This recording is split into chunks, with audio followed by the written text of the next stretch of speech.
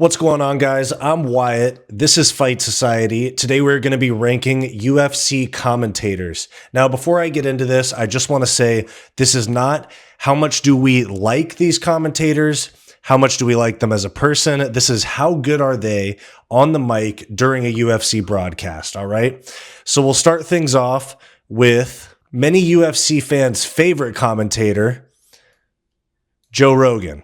Now, Joe Rogan, in my opinion, is one of the worst commentators that is on the mic during UFC broadcasts these days. He is a casual fan. He doesn't know the prelim fighters. He constantly talks about calf kicks and steel cups, and he's still in the mindset that jiu-jitsu is still a superior martial art when it comes to fighting. He repeats the same things over and over. He talks about calf kicks nonstop. Somebody will land a calf kick and he'll talk about it for the next 10 minutes of the fight while the fighter that landed the calf kick is actively losing the fight. And although his reactions have made for some of the best moments in UFC history and he elevated the sport to a whole nother level, he is an absolutely dog shit commentator these days. It just is what it is. Joe Rogan is a D-tier commentator in today's UFC. He elevated the sport. He brought eyes to the sport, but he is terrible compared to the other people that we have available. And to be honest, many of the UFC commentators are not very good. There's only a couple that are above average, and it's just a matter of who's the least bad, with the exception of a couple people. Moving on from there, we have Jon Anik. Jon Anik is an absolute professional, not to glaze him too hard, but he is the standard for MMA broadcasting. He is the most professional on the mic. He is absolutely committed to the sport. He covers the sport on his own outside of the UFC broadcast. And you also have his very comedic ad reads during, someone gets KO'd and he drops a Kung Fu Panda ad read. But aside from that, he is very professional, non-biased commentary. And I know that he is the play-by-play and not a color commentator, but he is still, bar none, the best commentator that the UFC has. He is an S-tier commentator. Jon Anik, S-tier, absolute best commentator in the business. Next up, we have Michael Bisping. Now, the only commentator that is worse than Joe Rogan these days is Michael Bisping. He argues with the other commentators. He argues with his co-hosts. It seems like he's in a constant pissing contest to see who said what right. He's constantly correcting the other commentators. He is extremely biased. He has a podcast that is god-awful with Anthony Smith. He is just such an incredibly terrible commentator. He doesn't really give much insight into the fight game. He spends most of his time acting halfway as a play-by-play commentator and the other half of the time arguing with the other hosts that he has. Michael Bisping is actually, no joke, the worst commentator in sports, not just MMA. But in MMA, he's the only one that's worse than Joe Rogan these days. So D-tier, Michael Bisping, not good. Genuinely not good. He's one of those people that thinks that because he fought, he has an elevated knowledge compared to other people that study the sport on a daily basis, cover the sport all the time. There's plenty of fighters that are like this with MMA YouTubers where they think that you only have a say in the space if you actively fought. And it's just not the case. You don't have to be a UFC fighter to know what you're talking about when it comes to MMA and know what you're looking at when you're watching a fight and having valid opinions. And Michael Bisping is one of those people. He shits on his co-hosts, constantly arguing with Dominick Cruz when they're on the mic together, constantly correcting Sanko, and overall worst commentator in the business, period. I just mentioned Dominick Cruz. I have Dominick Cruz right here. Now, while he does tend to get a little bit know-it-all on the mic, he does give very good insight in regards to strategy and what he's seeing in a fight. He's very clear without being a total play-by-play commentator. He actually leaves the play-by-play role to whoever the play-by-play commentator is on that event. But he does give very good insight as when he sees movements and strategies that are working or not working in a fight and what a fighter could be doing to make their chances at winning better. I have Dom Cruz as, and you guys may disagree with me on this, but I have Dom Cruz as an A-tier commentator. He is a little bit annoying at times, but he is an A-tier commentator. He is very, very knowledgeable about the sport, and he says what he sees. He doesn't just make it about him being right while on the mic like Michael Bisping does. From there, we have Brendan Fitzgerald. Honestly, not much to say about him. He is just a fill-in for Anik when Anik's not there. He doesn't give very good insight, but he's not really expected to. He's a play-by-play. He just says what he sees. He's not terrible, but he doesn't leave any lasting impression on the broadcast. He does his job. He does what he's there for. Fine. But I have him as a B-tier commentator. Brandon Fitzgerald, B tier. After that, you also have John Gooden, who is also a Jon Anik fill-in when Jon Anik is not on the broadcast. He's professional, same as Brandon Fitzgerald. He's professional. He doesn't provide much insight. He does do a good job of promo in between fights, and he's not bad, but he's not Jon Anik. And just like Brendan Fitzgerald, he is a Jon Anik fill-in.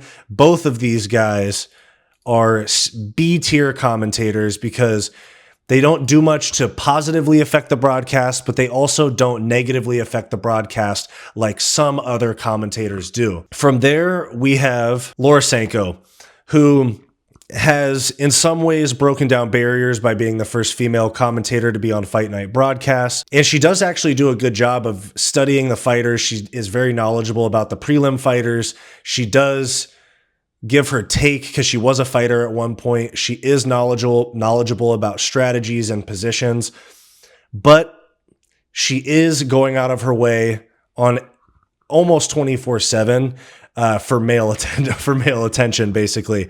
And, she is very pick-me on broadcasts, and she's not terrible, but she's definitely not very entertaining. And she does almost get too technical because she's trying to show actively that she understands the sport, even though she was a pro fighter, but she is coming from a place of insecurity, trying to establish that she has knowledge on the sport. And I can't blame her, given that she's on the mic with people like Michael Bisping that are constantly arguing with what she's saying on the mic. So I have Laura Sanko as a C tier commentator. Not too bad especially compared to Rogan and Michael Bisping, but also, she doesn't add a whole lot of entertainment value to the broadcast, but she is knowledgeable. From there, I have Paul Felder. Now, Paul Felder is one of the better commentators out there. He is very knowledgeable about the sport. Obviously, he fought for a long time. He does not have an ego on the mic like Michael Bisping. He actually keeps up with the sport on a week-to-week basis. He is not stuck with the same autopilot lines that, like Joe Rogan, he says the same things over and over: calf kicks, steel cups, jiu-jitsu, jiu-jitsu, jiu-jitsu. He actually is modernized in his knowledge of the sport. He knows the prelim fighters. He knows the main card fighters. He knows strategies. He just fought a few years ago. He was fought for a long time. Much better than most of the people that you see on cards these days. Much better than Joe Rogan. Much better than Laura Sanko. Much better than Michael Bisping. I have Paul Felder as an A-tier commentator. I believe that he is one of the better ones around. He does not have an ego like Bisping, and he's not. Anik is the standard in my opinion, but he's also the play-by-play, so there's a lesser expectation from him. Dom Cruz and Paul Felder, from a colored commentator standpoint, where they reference old fights, they're the best to me. And then the very last commentator that I have here is DC. Now, DC, he's entertaining, he's a fun guy, but his commentary is so incredibly biased towards fighters that he likes, fighters that come on his YouTube channel, and Dagestani fighters, Khabib, Islam, and their entire camp. And also he just continually explains how to finish a single leg. It's like the only thing that DC does on the broadcast besides glazing Dagestanis. So DC, while also providing great moments and reactions like Rogan does, is a very, very subpar commentator. And we saw this when he commentated on the Collegiate Wrestling Championships. He basically got bullied off and said he wasn't going to do it anymore. And so DC, subpar commentator, very entertaining guy, one of my favorite commentators, but this list is not who I like the most because I like Rogan a lot. It's not who I like the most. It's technically, objectively, who are the best at commentating fights and letting you know what's going on. Where DC, a guy will fail a single leg takedown and he'll talk about finishing a single leg takedown for the rest of that round and in between rounds about what they need to adjust to finish the single leg. And the same way Rogan does that with calf kicks. So I have DC as a C-list, C-tier commentator.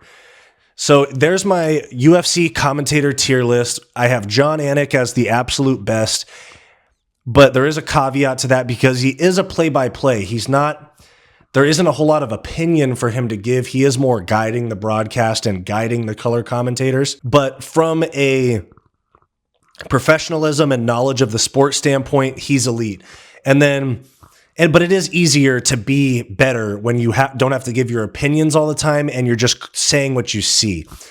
Dom Cruz and Paul Felder, they're more color commentary and breakdown, which they are very good at. And if they were in an easier role like play-by-play, they would probably be S tier. B tier, you have John Gooden and Brandon Fitzpatrick. They're basically just Jon Anik fill-ins. They don't hurt the broadcast, but there's nothing about them being on the mic that excites you about it. They just guide the show, basically apex fight nights, no big deal. DC and Laura Sanko as C-tier commentators.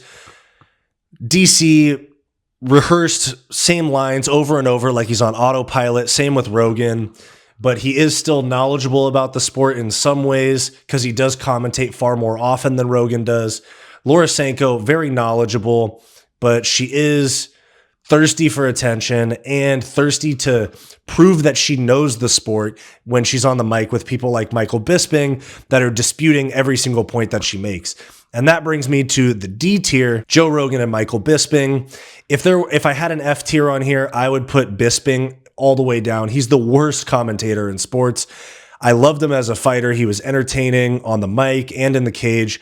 But as a commentator, he's fucking terrible. He constantly challenges his things that his commentators are saying and tries to have, the fired up reactions. But at the same time, he tries to be Jon Anik and Rogan at the same time, where he's analytical and fired up emotional reactions.